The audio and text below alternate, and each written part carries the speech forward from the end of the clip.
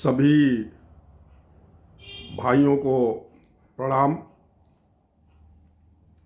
आज हमारे हिंदू धर्म के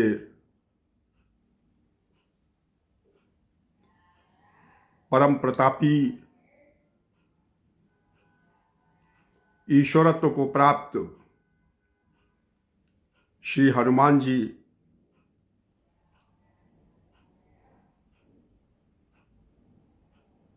का शुभ दिन है। हम श्री हनुमान जी को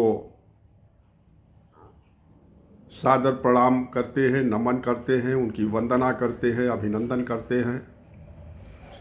इस समय धर्म के क्षेत्र में, हिंदू धर्म के क्षेत्र में सनातनियों के बीच और जो हिंदी साहित्य और हिंदी भाषा के मर्मज्ञ हैं, उनकी दृष्टि में श्री हनुमान चालीसा, जिसका प्रणयन महान संत गोस्वामी तुलसीदास जी ने किया है, उसके कुछ शब्दों पर विवाद चल रहा है। आप सब लोग जानते हैं कि श्री राम भद्राचार्य जी वरेण्य हैं, अच्छे संत हैं, अच्छे वक्ता हैं, साधक हैं। उन्होंने श्री हनुमान चालीसा के कुछ शब्दों को संशोधित रूप में प्रस्तुत किया है और उसका उन्होंने तर्क भी दिया है कि जो प्रचलित गीता प्रेस गोरखपुर द्वारा प्रकाशित श्री हनुमान चालीसा है, उसमें इन शब्दों का प्रयोग जो है गलत किया गया है। इनके स्थान पर ये शब्द होने चाहिए। आप सब लोग सुधी हैं, धर्म के प्रति भी समर्पित हैं, साहित्य के प्रति भी समर्पित हैं और करोड़ों करोड़ लोग नित्य श्री हनुमान चालीसा का पाठ करते हैं। अपार श्रद्धा है श्री हनुमान जी के प्रति। हनुमान जी की अपार श्रद्धा है श्री राम जी के प्रति, श्री सीताराम जी के प्रति। तो ऐसी स्थिति में जो धर्मपरायण लोग होते हैं, जरा सी शंका मस्तिष्क में आ जाती है, भ्रम उत्पन्न हो जाता है, तो बड़ी विचित्र स्थिति हो जाती है। जो अवधि के विद्वान हैं, अवधि के व्याकरण के ज्ञाता हैं और जिनका बोलने चालने का डायलेक्ट जो है वो अवधि है, वे अच्छी तरीके से जानते हैं कि ये भाषा उकारांत है। लगभग अधिसंख्य शब्दों के अंत का जो उच्चारण है वो ऊ पर समाप्त होता है, ये उकारांत है।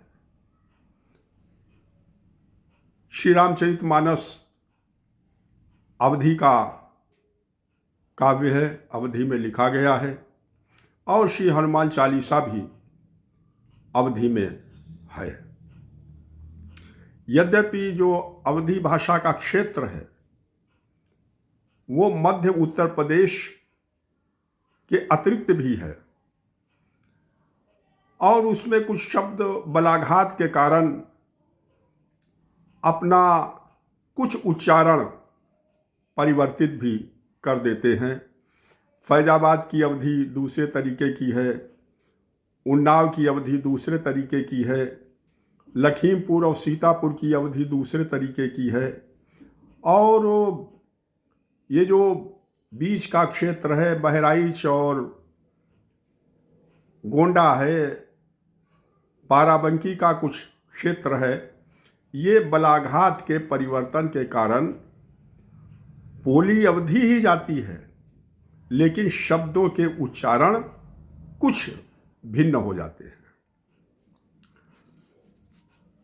तो इसलिए जो एक और विशेष बात जो यहाँ पर श्री हनुमान चालीसा ही नहीं अपितु श्री रामचरितमानस के विषय में भी हम कहना चाहेंगे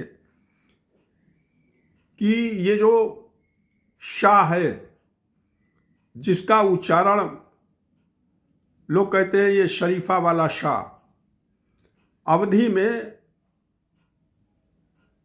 सा शब्द बोला जाता है।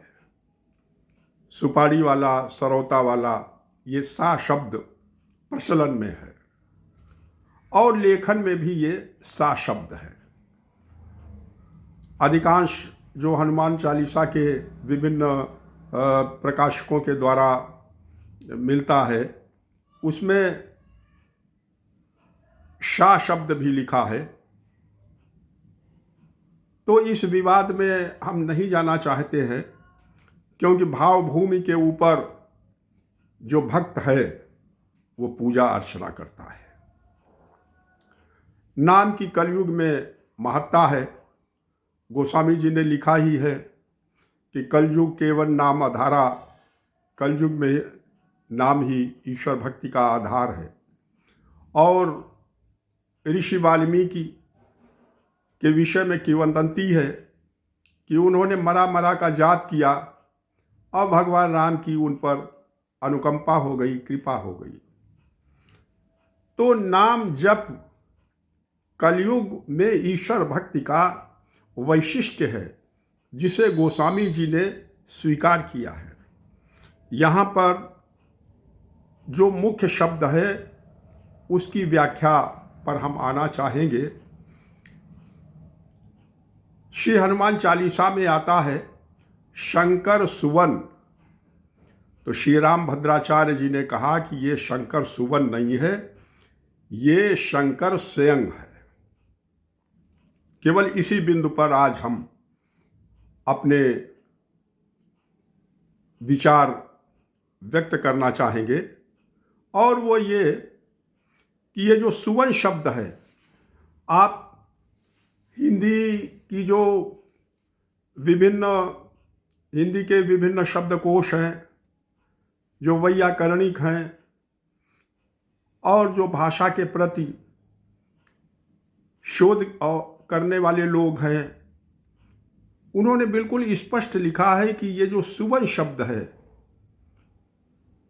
इसका अर्थ है चंद्रमा, इसका अर्थ है सूर्य और इसका अर्थ है अग्नि। तो सुवन शब्द अगर अलग से प्रयुक्त होता है तो वो चंद्रमा का भी बोध कराता है, सूर्य का भी बोध कराता है और अग्नि का भी बोध कराता है। लेकिन ये जो शंकर सुवन है, इसका संयुक्त रूप से भी अर्थ शब्दकोश में विद्यमान है, मिलता है। और शंकर सुवन यदि एक साथ प्रयुक्त हुआ है तो वो पुत्र के लिए, लड़के के लिए, सुत के लिए सुवन, आत्मज, तनुज, नंदन, लाल, रोम, ये जो शरीर में रोम होते हैं उसके लिए, केश और बाल के लिए शंकर सुवन शब्द प्रयोग किया जाता है। अब सब लोग जानते हैं कि भगवान शंकर के 11वें अवतार श्री हनुमान जी थे क्या हैं? तो श्री हनुमान जी 11वें अवतार शंकर जी के होने के कारण शंकर सुवन कहलाए। वे स्वयं शंकर नहीं हैं, वे शंकर सुवन हैं। चाहे उनको कई लोग कहते हैं कि ये रुद्रावतार हैं, तो ये अवतार क्या है? अवतार आत्मज ही है। आत्मा ने जन्म ले लिया तो वो आत्मज हो गया। जो पुत्र है वो एक तरीके से जिसे जन समाज मानता है, वो अपने पिता का अवतार ही होता है, और पिता ही क्या पूरे कुल का वो अवतार ही होता है। तो ये जो शंकर सुवन संयुक्त रूप से प्रयुक्त हुआ है, ये हमारी दृष्टि से बिल्कुल सार्थक है। जितने भी श्री हनुमान चालीसा के हमको चाहे पुरातत्व की दृष्टि से देखा जाए, शिलालेख पर श्री हनुमान चालीसा जो अंकित है उसको देखा जाए, श्री हनुमानगढ़ी अयोध्या में जो श्री हनुमान चालीसा अंकित है वो 1966 में बनवाया गया था, 1966 का है।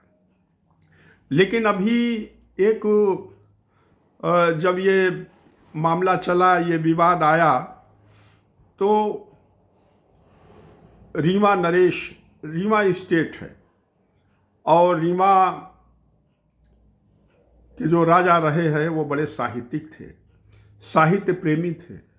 तो उन्होंने, उनका जो पुस्तकालय है उस पुस्तकालय में श्री हनुमान चालीसा उपलब्ध है जो 1915 ईस्वी का है। अब आप ये सोचिए कि जो रीवा नरेश के यहाँ श्री हनुमान चालीसा 1915 ईस्वी का उपलब्ध है, उसमें बहुत स्पष्ट रूप से, ये आप देखिए, बिल्कुल स्पष्ट रूप से लाल रंग से जो है इसको रेखांकित किया गया है। शंकर सुवन शब्द का प्रयोग किया गया है। और केवल इतना ही नहीं, आप इसके आगे भी आप देखिए कि ये जो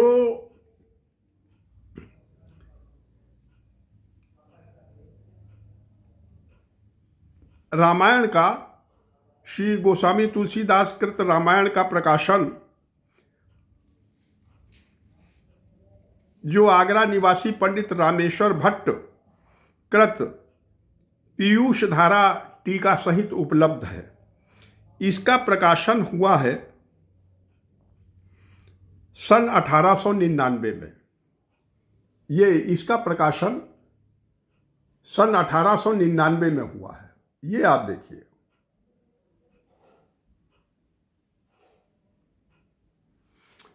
तो ये सन 1899 में जो प्रकाशन हुआ है, इसमें बड़े स्पष्ट रूप से श्री हनुमान चालीसा भी प्रकाशित है। 1899 का प्रकाशन है, इसमें बड़े स्पष्ट रूप से लिखा हुआ है। देखिए इसको कितना क्लियर, ये देखिए, शंकर सुवन केसरी नंदन, ये देखिए, इसमें जो है वो शंकर सुवन शब्द लिखा है। इसका दूसरा पृष्ठ भी आप देखिए, ये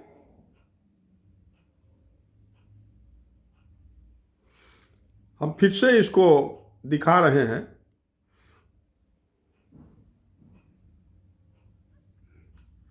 एक, दो, तीन, चार, पाँच, 6, ये दूसरे अनुच्छेद की जो छठी पंक्ति है, दूसरे अनुच्छेद की जो छठी पंक्ति है, उसमें शंकर सुवन एक में ही लिखा है, अलग अलग नहीं, दो शब्द नहीं लिखे हैं, एक ही शब्द लिखा है। दूसरे अनुच्छेद की छठी पंक्ति में शंकर सुवन शब्द लिखा है। ये 1899 ईस्वी में जो श्री रामचरितमानस